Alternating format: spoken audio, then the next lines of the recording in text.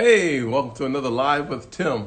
It is such a great opportunity to come back to you live and in color from your nation's capital. We are here once again to have a conversation with another person who will provide insight and opportunities for us to try to have an equilibrium about some of the very important issues confronting America.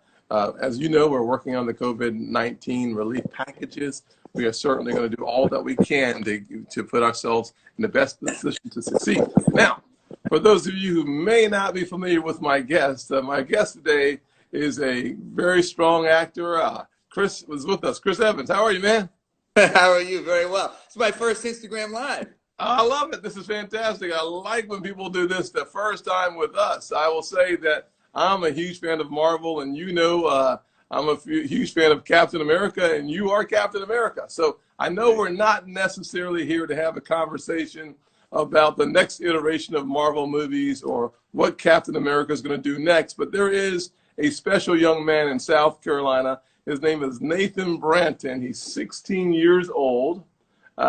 He's in the hospital at Medical University, and he had one question. I wanted to get you to answer the question. He wants to know, why is Captain America worthy of Thor's hammer?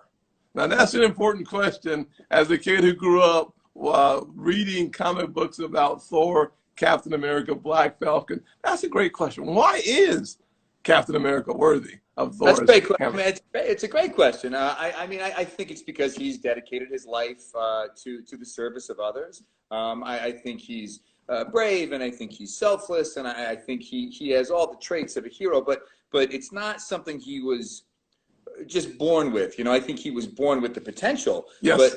But to have that perspective takes work, it takes practice, and I think his perspective, being someone who came from very humble beginnings, someone who didn't have any sort of advantages, it bred a certain amount of empathy in him, and he hung on to that empathy, and that empathy, that compassion for his fellow man was his North Star. And as a result, not just what he was given from birth in terms of his nature, but what he worked on as a result of his circumstance grew him into a man that was worthy, in my opinion.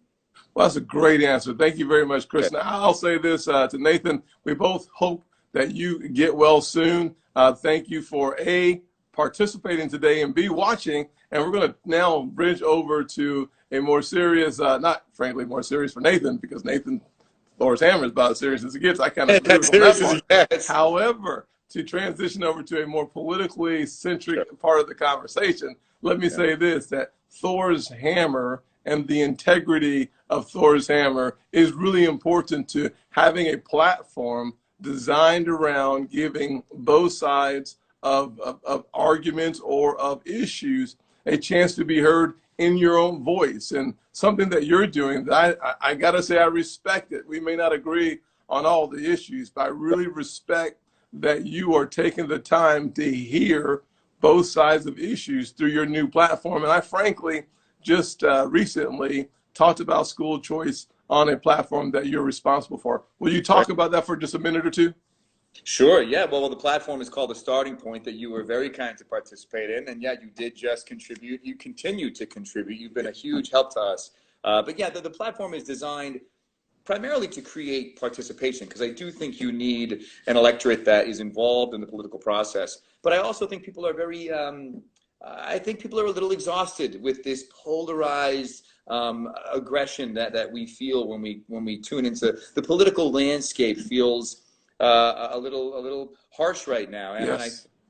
I think if we can return to a place of civil discourse, we can return to a place of subtlety within the way we see things. Again, I'm a Democrat. There's no secret there, but that doesn't mean I have to. It doesn't mean out of the gate that everything I believe is automatically Democratic. I think it's and that maybe it is, but I still think it's important to be a well-rounded person. You need to hear the full story. You need to hear multiple perspectives. To pull your information from a variety of places can only lead to a more thorough understanding, not only of the issue, but a more thorough understanding of yourself and how you choose to engage. So again, it's almost like a naughty word these days to say you want to hear a variety of opinions, because again, we are so polarized. But I think if we can kind of gently bring that into the discussion, I do think there are more things that we have in common than there are things that divide us. I think you're right, Chris. And here's one of the things that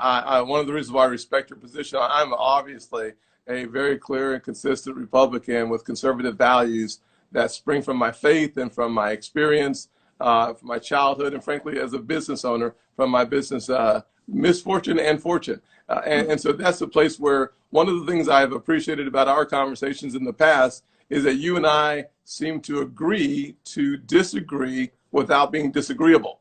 And that is lost in the public forum. And if we don't actually have the ability to have a serious conversation about the issues that we must confront as a country and hear both sides before drawing conclusions, it'll be very hard for us to move forward. And equally important, if you are demonizing my intentions, not my position, but my intentions, that makes it even harder for America to move forward. And it's one of the reasons why I wanted to have you on the Instagram Live, but more importantly, your first Instagram Live. So thank you for, giving me a chance to discuss with you conservative issues like school choice. And you have other folks on your side. I think you had Will Hurd on one side and another person talking about AI and the importance of artificial intelligence. So what I'm seeing on your side is a chance for people to be heard in their own voice, not nuances of what they're talking about, not snippets,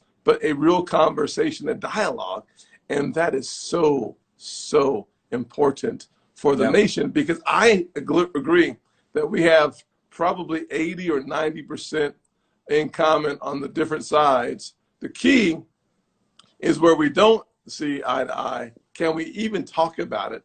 And that seems to be lost art in today's public forum, and that truly is an issue. Yeah, I agree. I mean, one of the things that, this is a line that I heard a lot when I was in DC, is that no one gets the whole loaf, you know what I mean? And that's a tough pill to swallow for some people, especially when you drift into issues that, where basic human rights are in jeopardy. And again, in order to move the ball down the field, in order to make any sort of progress, you have to accept the fact that people who think differently than you, people who have opinions that you may even deem, straight up immoral, they still have a voice, they still have a vote. And if you think you can just yell louder than them to get things done, that just leaves everybody screaming. I really think the first step should be not to win, but to change a mind. Right. And I mean, that's the way I think that extends, not just, in the political world, but in your personal life, whether it's a family relationship, a friend, a romantic relationship. The first step is to listen. The first step is to say, okay, I hear what you're saying. This is where I disagree. And if you have the bandwidth, the ability to kind of stay calm and patient and make the goal, again, not trying to win, but trying to open someone else's perspective a little bit, it downshifts everyone's energy, and it just kind of returns us back to a place of seeing each other as people and seeing where we agree as opposed to how we disagree. Well, that's awesome. And thank you for what you're doing on that front. And I hope we have more time in the future to have a longer conversation about some of the actual underlying issues. As you know, they've called votes. I'm in the middle of vote series, so I'm going to have to run back in a second. But I do want to ask you one final question. You have obviously succeeded at a major level in your chosen path professionally. If you had any tidbits of advice for someone who wants to start a business, so like your platform's a kind of not a business, but it's certainly a way of reaching out to people. If you wanted to give one piece of advice to folks who are starting a business, an entrepreneur, or someone pursuing a dream in the midst of this pandemic and challenging times, what piece of encouragement would you provide the listeners? What piece of encouragement? That whatever your initial idea is, you have to be fluid with it. I mean, things change. I mean, even this site, I had a certain idea in my head, and then I partnered with people who were better than me, smarter than me, more educated and experienced than I was. And in that process, things grew. So it's tough to draw the line in terms of where you stick to your integrity and say, no, that's not where I'm willing to compromise. And then when you say, you know what, actually that's a better idea, and all of a sudden the idea changes shape. So you need to be fluid as ideas grow and evolve, and rely on the people that know more than you. And I think if you if you're too obstinate and you assume that you know better than anybody else, that's a step in the wrong direction. Well, thank you, Chris. Good advice for many folks listening. Good advice for me as well. So thank you for your time, your energy, and your optimism about who we will be as Americans as we face issues together, even when we disagree. Thanks for tuning in to another version of Live with Tim. We look forward to seeing you next time. God bless, Chris. Have a great day. Thank you so much. Likewise, my friend. Yes, sir. Take care. Bye-bye.